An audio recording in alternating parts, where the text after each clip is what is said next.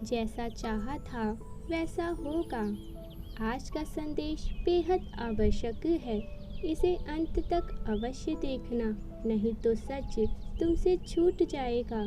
त्रिदेव ने स्वयं तुम्हें चुना है, इसलिए उनका सम्मान करना और उन्हें धन्यवाद कहना। मेरे प्रिय, आज के संदेश में तुम्हें कुछ ऐसा मालूम होगा जिससे तुम बहुत ज़्यादा अनजान थी। केवल अपना विश्वास ब्रह्मांड पर ऐसे ही बनाए रखना, क्योंकि विश्वास की शक्ति से ही संसार में रोज बड़े बड़े चमत्कार होते हैं। तुम्हारा विश्वास बहुत ही मूल्यवान है। यदि तुम्हारे अंदर कोई कमी भी है तो तुम उस कमी को हटाकर स्वयं अपना भला कर सकते हो।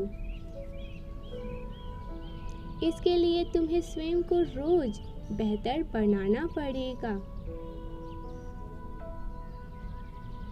तभी तुम अपनी इच्छा के अनुसार कार्य को प्राप्त कर पाओगे। इस संसार में जो व्यक्ति केवल अपने लिए जीता है, उसका एक ही दिन में मरण हो जाता है। परंतु जो इस संसार को अपना परिवार, अपना घर बनाकर जीवन जीता है, उस व्यक्ति का मरण नहीं बल्कि उसका स्मरण किया जाता है। इसलिए मेरे प्रिय, तुम इस संसार से जुड़ो। तुम्हें सभी को अपने हृदय से माफ करना सीखना होगा। इससे तुम्हारे जीवन में एक अलग ही आनंद की प्राप्ति होगी। यही तुम्हारे द्वारा की गई सर्वश्रेष्ठ भक्ति होगी, और यह भक्ति ही तुम्हें तुम्हारे समीप ले आएगी। यही तुम्हारे जीवन में सुखों का संचार करेगा। वह सुख जिसकी आवश्यकता तुम्हारी आत्मा को है। मेरे प्रिय, हमेशा एक बात याद रखना और इसे कभी मत भूलना। यह संसार भले ही स्वार्थी प्रतीत होता है, परंतु तुम्हें अपना मन मलिन करने की आवश्यकता नहीं है। तुम्हारी आत्मा और तुम्हारी ऊर्जा सकारात्मक है, इसे सकारात्मक ही रहने दो। अपनी पवित्र ऊर्जा को किसी और की नकारात्मक ऊर्जा से प्रभावित मत होने देना। किसी को यदि जवाब देना भी पड़े तो अपने कर्मों से दो। तुम्हें चुनौतियों से भयभीत नहीं होना है, क्योंकि तुम ब्रह्मांड के प्रिय हो।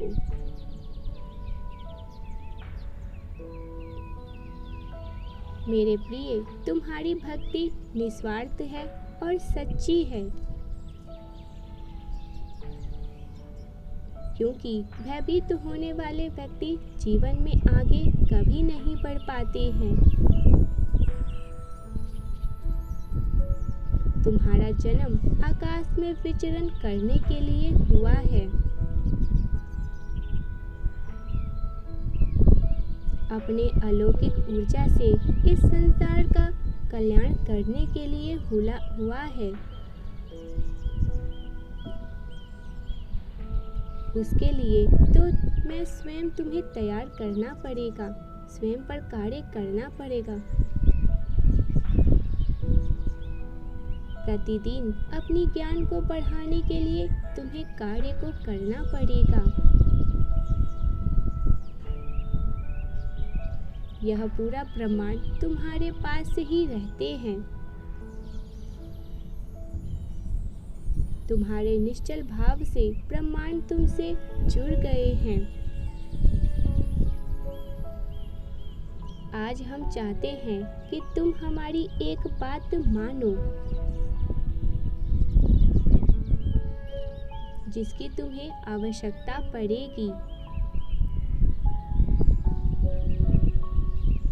तुम्हारे आसपास कई लोग ऐसे हैं जो तुमसे प्रेम करते हैं,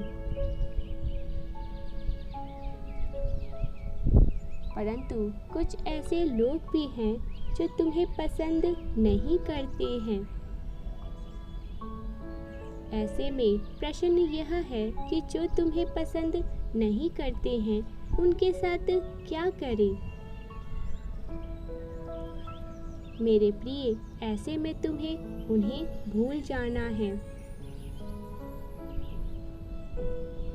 यदि कोई तुम्हें पसंद नहीं करता तो तुम्हें उसे घृणा करने की आवश्यकता नहीं है। घृणा करना तो उस व्यक्ति की समस्या है, तुम्हारा नहीं।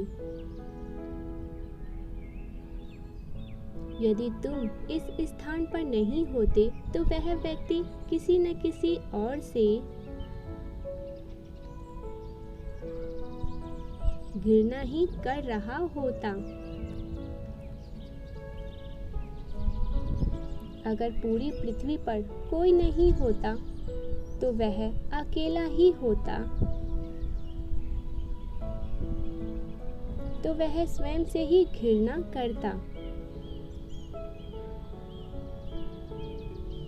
घृणा करना उस व्यक्ति की समस्या होती है जो घृणा करता है।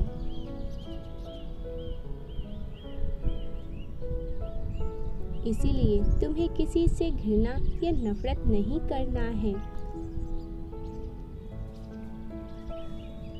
यदि एक सच्चे व्यक्ति की पहचान है, यही तो तुम्हें औरों से अलग और सुखी बनाती है।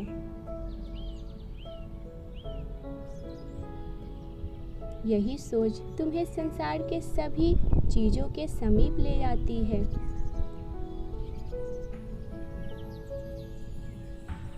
मनुष्य के जीवन में केवल दो ही मूल्य वस्तु हैं, सुख और दुख। सुख वह है जो मनुष्य को उसकी सच्चाई दिखाए, और दुख वह है जो मनुष्य का अपने आसपास होने वाली सच्चाई को दिखाए। मेरे प्रिय, अब जो मैं तुम्हें बताने जा रहा हूँ उसे ध्यान से समझने का प्रयास करना। एक बार की बात है, देवी पार्वती ने महादेव से कहा कि मैंने पृथ्वी लोक पर यह देखा है कि आप उन्हें मनुष्य को ज्यादा सुख देते हो जो पहले से ही दुखी होते हैं, और जो मनुष्य पहले से ही सुखी हैं आप उन मनुष्य को और भी ज्यादा सुख प्रदान करते हो।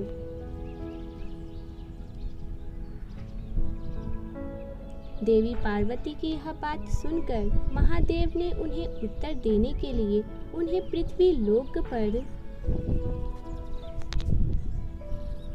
मनुष्य रूप में अवतरित होने को कहा।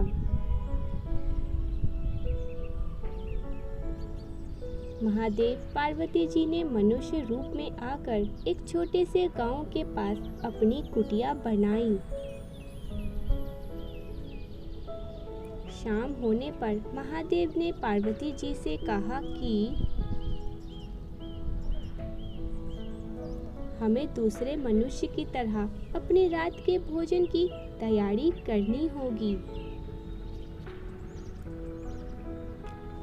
इसीलिए मैं भोजन सामग्री की व्यवस्था करने जा रहा हूँ,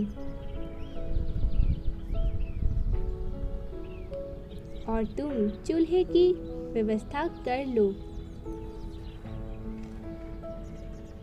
वह जाकर महादेव जी वहां से चले गए। महादेव जी के जाते ही देवी पार्वती जी ने गांव में टूटे और गिरे हुए मकानों से कुछ ईंटों का प्रबंध किया और एक सुंदर चूल्हे को तैयार कर दिया। कुछ देर बाद जब महादेव जी वहां से वापस आए तो महादेव जी ने पार्वती जी से पूछा कि जो मकान पहले से ही टूटे हुए थे, तुमने उन्हीं मकानों से ईंट क्यों उठाई,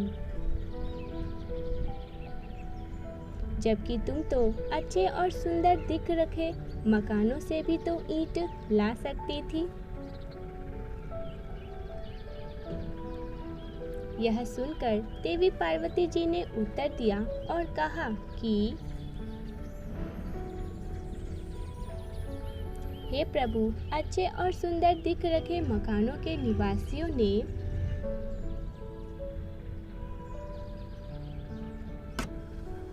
उन मकानों को अच्छे से ध्यान से रखा है। उनकी मेहनत और उनके मकानों की सुंदरता को बेकार करना मुझे उचित नहीं लगा। देवी पार्वती जी की यह बात सुनकर महादेव जी ने यह बताया कि जो बात उन्होंने मकानों के बारे में कही है, वही उनके प्रश्नों का उत्तर भी है।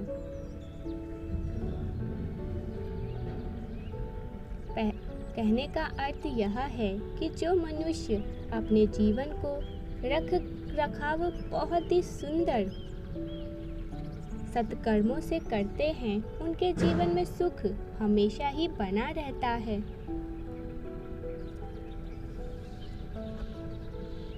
अपितु जो मनुष्य अपने जीवन को अपने ही कुकर्मों से नष्ट कर देते हैं,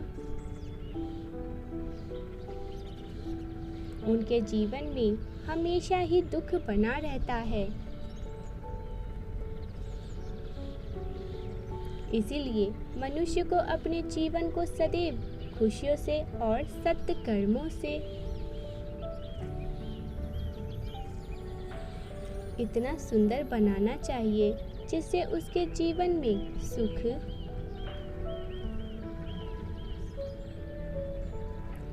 प्रदान करना स्वयं ब्रह्मांड को भी उचित लगे।